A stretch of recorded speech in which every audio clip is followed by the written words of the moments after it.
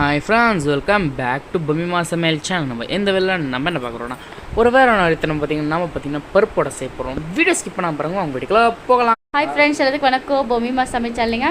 இப்போ கடல வடை தாங்க செய்ய போகிறேன். இப்போ தேவைக்கான பச்சை மிளகாய், பூண்டு எல்லாம் எடுத்து வச்சுக்கோங்க. வெங்காயம் பெரியவங்க 2 அஞ்சு வச்சுக்கோங்க. கொஞ்சம் பெருங்காயத்தூளுங்க. 1/2 கிலோ பருப்பை நான் ஊற வச்சுருக்கிறேங்க. இப்போ மிக்சியில் போட்டு நம்ம அரைச்சிக்கலாம். இப்போ பூக்கில் காரத்துக்கு தகுந்த மாதிரி பச்சை மிளகாய் அரைச்சிக்கலாங்க. ஏன்னா பசங்களுக்கு வடை கிடைக்கும், காரம் அடிக்குங்களா.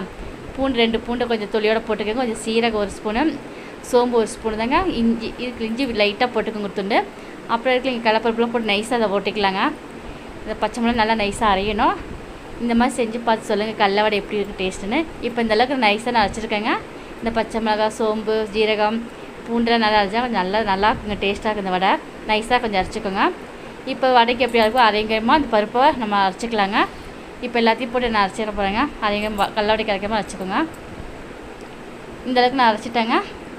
நைஸாக அரைச்சி போட்டாச்சு. கொஞ்சம் பெருங்காயத்தூள் போட்டுக்கலாங்க. அப்புறம் தேவைக்கான உப்பு போட்டுக்கலாங்க. தேவைக்கான உப்பு போட்டாச்சுங்க. அதுக்கப்புறம் வெங்காயம் போட்டுக்கலாங்க.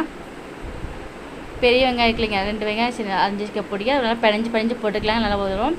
இப்போ கொஞ்சம் கருவேப்பிலை, கொத்தமல்லிங்க. இந்த கடல வடைக்கு கொஞ்சம் புதினா அரிஞ்சு போட்டுக்கோங்க. நான் புதினா போடல, வீட்டில் எல்லாம் களியாச்சு. போடுங்க, அவ்வளோ டேஸ்ட்டாக இருக்குங்க. புதினா போட்டு செஞ்சு பார்த்து எனக்கு கமெண்டில் சொல்லுங்கள். இப்போ எல்லாம் நல்லா போட்டு பிணைஞ்சிக்கலாங்க. நான் 1/2 கிலோ பருப்பு இருக்குது, அதுக்கு தகுந்த மாதிரி போட்டுக்கேன் காரம். இப்போல்லாம் தட்டி நம்ம போட்டுலாங்க எண்ணெயில்.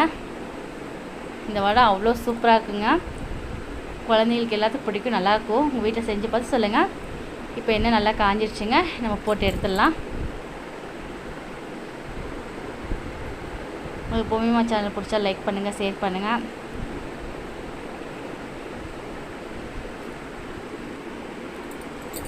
இப்போ அப்படியே கொஞ்சம் திருப்பி விட்டுடலாங்க. அடுப்பை கொஞ்சம் மீடியமான ஸ்பீடில் வைங்க, அப்போ தான் பருப்பு நல்லா வேகுங்க, நல்லா இருக்கும்.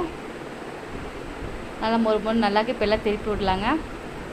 திருப்பி விட்டு 2 செகண்ட் எடுத்துடலாங்க. நல்லா வெந்தோடனே எடுத்துடலாங்க.